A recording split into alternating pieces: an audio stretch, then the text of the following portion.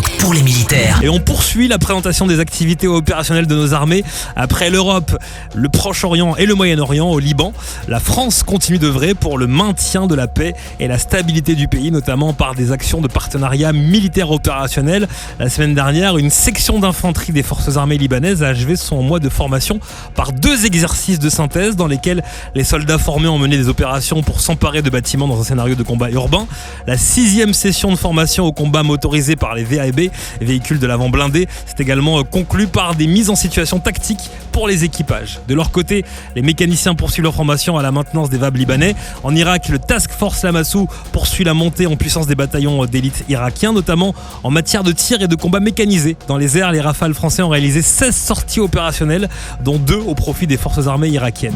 Dans le golfe arabo-persique, une frégate multimission a mené un entraînement aéro-maritime avec 5 Rafales et un avion Atlantique 2. Marins aviateurs ont pu travailler avec des scénarios de défense et d'attaque contre un bâtiment de surface pour renforcer leur préparation opérationnelle. Les forces françaises stationnées à Djibouti ou FFDJ ont conduit une longue formation au parachutisme militaire au profit de 30 membres des gardes-côtes et de la garde républicaine de Djibouti. Après une première phase théorique au sol, les stagiaires ont pu réaliser des sauts à partir d'un avion de transport tactique CASA français. Les Mirage 2005 et 2000D des forces françaises à Djibouti ont eux effectué 10 sorties. Par ces formations et ces vols, les FFDJ contribuent à renforcer la protection du territoire djiboutien. En Afrique à présent, le détachement français de partenariat militaire opérationnel dénommé Tandem est chargé de mener des activités de partenariat adaptées aux besoins spécifiques de chaque pays partenaire, que ce soit des exercices ou des formations intensives sur plusieurs semaines. Toutes les actions cherchent à renforcer les capacités des armées locales.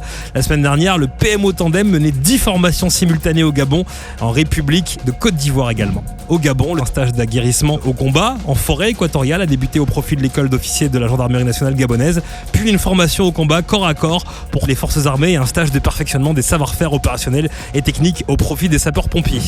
En Côte d'Ivoire, plusieurs formations ont débuté sur le combat en zone montagneuse, le combat corps à corps et l'entraînement aéroporté. Enfin, une formation spécifique a débuté qui vise la mise en œuvre d'un poste de commandement tactique de niveau compagnie, soit environ 100 soldats. Et on termine ce tour d'horizon Indo-Pacifique où un détachement des forces armées dans la zone sud de l'océan Indien a dispensé sur l'île Maurice des formations au tir et au combat au profit de différentes unités mauriciennes avec qui les armées françaises entretiennent une coopération de longue date. Sur terre, sur mer, comme dans les airs. Skyrock PLM, en équipe avec Uneo, la mutuelle des forces armées.